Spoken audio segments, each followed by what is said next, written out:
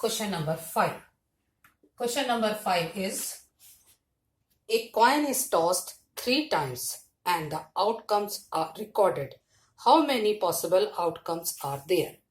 एक कॉइन को हमने 3 टाइम टॉस किया तो कितनी मैक्सिमम पॉसिबिलिटी है, कितना आउटकम्स है।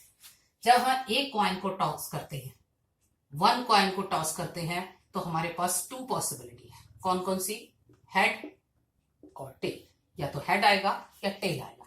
तो अगर हम 3 कॉइन को टॉस करेंगे तो एक चीज हमेशा याद रखना, जितने भी कॉइन होंगे उतनी 2 की पावर उतनी हो जाएगी। 2 की पावर 3 इज 8।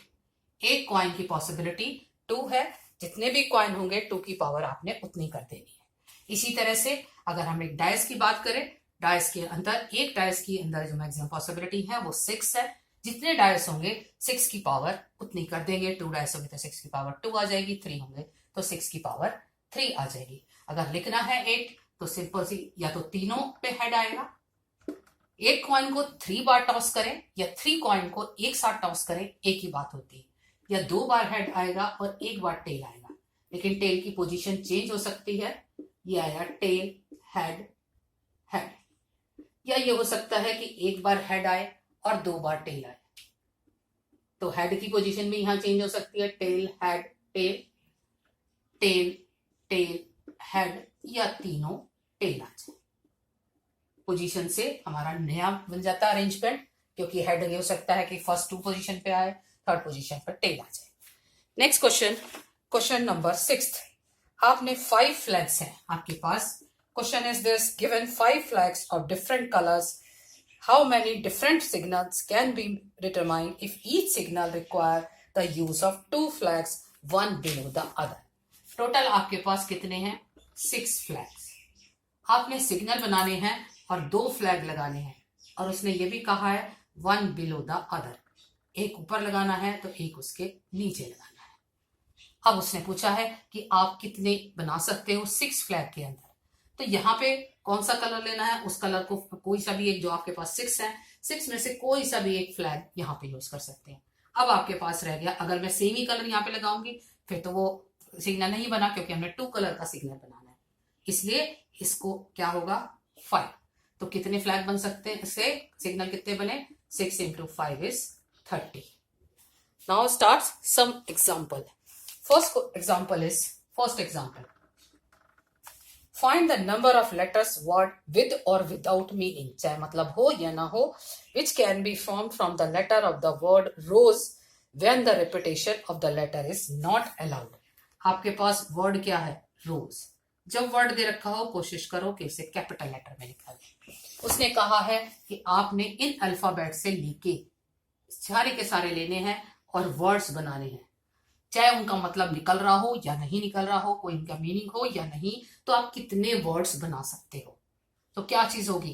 4 प्लेस 4 अल्फाबेट, सारे के सारे लेने, साथ ही साथ उसने कहा रिपीटेशन नहीं करनी है, जो अल्फाबेट यूज किया दोबारा नहीं। तो इसको फिल करने के लिए कितने हो जाएंगे? 4 वेज। 4 किस लिए? क्योंकि 4 अल्फाबेट है। इसके लिए 3, यहाँ 2 और यहाँ 1, and answer is 24 ways. 24 ways कहें या 24 वर्ड्स कहें, 24 वर्ड्स बन सकते हैं रोज से लेके, चाहे उनका मतलब हो या ना हो। नेक्स्ट क्वेश्चन आपके पास दे रखा है, 2 डिजिट इवन नंबर बनानी है और आपके पास डिजिट है 1 2 3 4 5 if the digits can be repeated. ये था फर्स्ट एग्जांपल। अब है थर्ड एग्जांपल। आपके पास डिजिट है 1 2 3 4 एंड 5। आपने एक बनाना है 2 digit even number. 2 digit even number का मतलब क्या है? रिपीटेशन कैन बी रिपीटेड लिखा है, आप डिजिट रिपीट कर सकते हो, जो आपने यहाँ यूज की वो दोबारा भी लिखी जा सकती है। तो इवन नंबर बनाना है, जब भी मैंने कहा कोई कंडीशन दे रखी हो तो आप यूनिट प्लेस से स्टार्ट करोगे। अगर कंडीशन नहीं दे रखी लेकिन डिजिट के अंदर 0 है, तब भी आप यूनिट प्लेस से स्टार्ट करोगे, क्योंकि अगर इधर लास्ट प्लेस पे 0 लिख दी तो वो 3 के बजाय 2 रह जाएंगी, या 4 के बजाय 3 डिजिट रह जाएगी। अब हमें इवन नंबर लिखना है, इसका मतलब यूनिट प्लेस पे क्या लिखा जा सकता है? 2 या 4। तो यूनिट प्लेस को फिल करने के लिए आपके पास कितने वेज रह गए? 2 वेज। और यहाँ पे टोटल कितने थे? 5 नंबर। रिपीटेशन अलाउड है, इसलिए मैं 5 में से कोई सा भी एक लिखा जा सकता है। तो टोटल कितने आएंगे? 10 नंबर्स। अगर इन नंबर्स को यूज करके एक 2 डिजिट नंबर बनाए जाए तो टोटल 10 डिजिट बनेगी ऐसी जो कि इवन होंगी। उसने कंडीशन 2 दे रखी थी, एक तो 2 डिजिट बनानी है, इवन बनानी है और रिपीटेशन अलाउड है।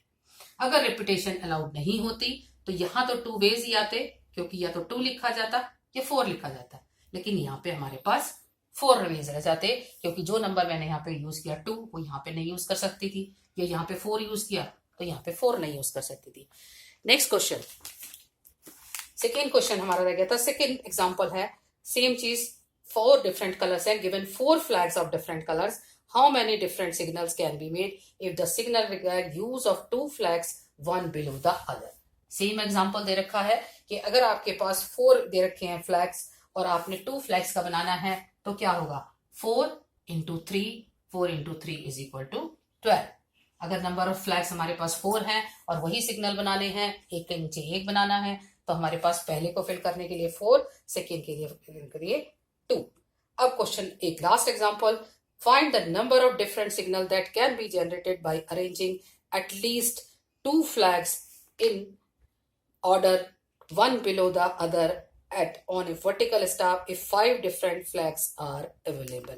आपके पास 5 डिफरेंट फ्लैग्स हैं और आपने कम से कम 2 फ्लैग्स लेके आपने अरेंज करना है।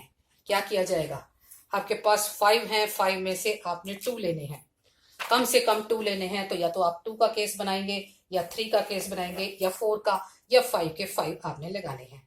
अगर नंबर ऑफ सिग्नल्स हमारे पास 5 हैं, 5 फ्लैग्स अवेलेबल हैं, तो मैंने पहली चीज अगर 5 की लिखाए, क्वेश्चन नंबर सेकेंड एग्जाम्पल, उसने कहा आपके पास 5 फ्लैग्स हैं और आपने जो सिग्नल बनाने हैं उसमें कम से कम 2 यूज करने हैं।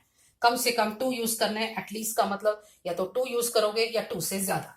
तो अगर 2 यूज करें तो कितना हो जाएगा, यहाँ पे 5 और यहाँ पे हो गया 4, तो पहला केस हो गया 20।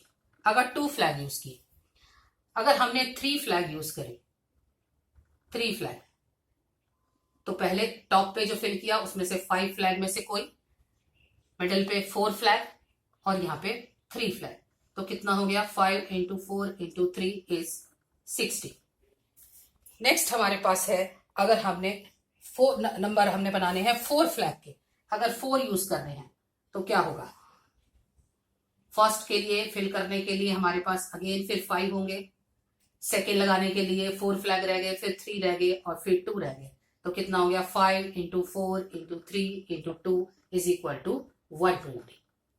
एटलीस्ट 2 फ्लैग कहा था, एटलीस्ट का मतलब कम से कम जितना आपको गिवन है, एटलीस्ट 2 कहा तो कम से कम 2, और मैक्सिमम कहां तक जाना है, जितना आपके पास है। आपके पास 5 फ्लैग हैं, आप 5 के 5 यूज कर सकते हो, उससे ज्यादा नहीं। तो अगर 2 फ्लैग करेंगे तो इतने सिग्नल बन सकते हैं, 3 करेंगे तो इतने, 4 करेंगे तो इतने, और अगर 5 के 5 ही फ्लैग यूज किए जाएं तो क्या होगा, सबसे ऊपर 5 में से एक चॉइस बनेगी, फिर हमारे पास 4 रह गए, फिर 3, फिर उसके बाद 2 और उसके बाद 1। तो अगर 5 के 5 फ्लैग यूज करने हो तो 5 4 3 into 2 into 1 and answer is 120। तो टोटल आंसर कितना बना, सबको ऐड कर दें तो कितना आएगा, 20 plus 60 total flags, total signal कहा जाए, अगर सारे के सारे यूज कर लिए, 20 plus 60 plus 120 plus 120, 240 plus 60 is 300, 300 plus 20 is 320 and total answer is 320। उसने कहा था कम से कम 2 फ्लैग, ज्यादा से ज्यादा जितने हमारे पास हैं, इसलिए 2 से स्टार्ट किया, 2 3 4 5, और टोटल पॉसिबिलिटी प्लस का साइन क्यों लगाया, इन्हें ऐड क्यों किया, क्योंकि या तो आप 2 फ्लैग लेके बनाओगे सिग्नल, या 3 या 4 या 5, या कहूं या और लगाएं, 2 फ्लैग और 3 फ्लैग और 4 फ्लैग और 5 फ्लैग। जब आप और वर्ड यूज करोगे तो आप हमेशा उन्हें ऐड करोगे, क्योंकि उनमें से एक ही पॉसिबल है। आपने या तो ये काम किया, या तो आपने नॉन मेडिकल ऑप्ट करी, या आपने कॉमर्स ऑप्ट करी।